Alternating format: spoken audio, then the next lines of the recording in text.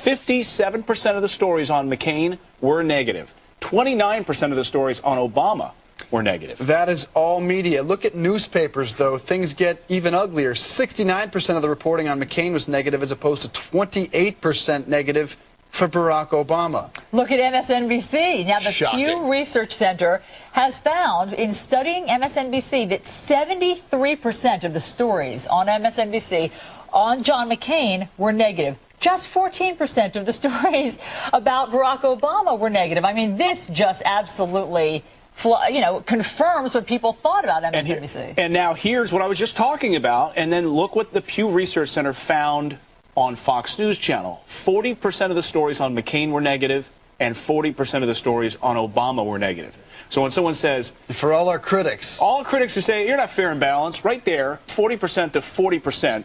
That's fair and balanced. It doesn't get any more fair and balanced. And in case you don't know what the Pew Research Center is, this is a nonpartisan, non-political, independent group that looks at the media, and it studies the media because it thinks that you as a consumer will be better educated if you know the bias in the media. So, and they use empirical methods. I mean, they actually crunch numbers. They look at how many minutes were devoted to each candidate, what adjectives were used to describe each candidate. So this is coming from as objective a source as you can get. And Dave, you point out part of the research study, it focused on certain hours, certain parts of the day. Well, specifically the nightly news program. So Britt Hume here on Fox News against his rival over there on MSNBC. Now, MSNBC, you might say, is the official Barack Obama network. Keith Olbermann, he's trumpeting the cause of the left, and he's going to be portrayed tonight on Saturday Night Live by one Ben Affleck, who is hosting the show. And as it turns out, guys, Keith Olbermann showed up yesterday while Ben Affleck was rehearsing his sketch on Keith Olbermann, which apparently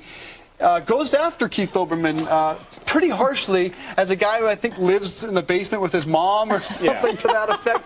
Check that out tonight on SNL. And then, there was some stuff made and joked about in the press before about him having the Jimmy legs. Restless leg syndrome. But I think he's admitted that he has restless leg syndrome. He admits to it, but I think that's something that comes out in the skit, that he has the Jimmy legs and he's sleeping and he has some problems there. So can you imagine, though, and Ben Affleck apparently told a reporter that he was uncomfortable as Keith Olbermann walked in, went past security, went in quietly, and sort of stood there. He's there rehearsing while Olbermann is right there looking at him. That's not allowed. I mean, that's totally awkward. That's bogus. Even Tina Fey has talked about how she was a little uncomfortable when Sarah Palin kindly came on the show. They were also happy to have her, but it's a little bit uncomfortable if you're parodying somebody, particularly Keith Olbermann. What's incredible is that they haven't done that sooner. He is so ripe for parody. Boy.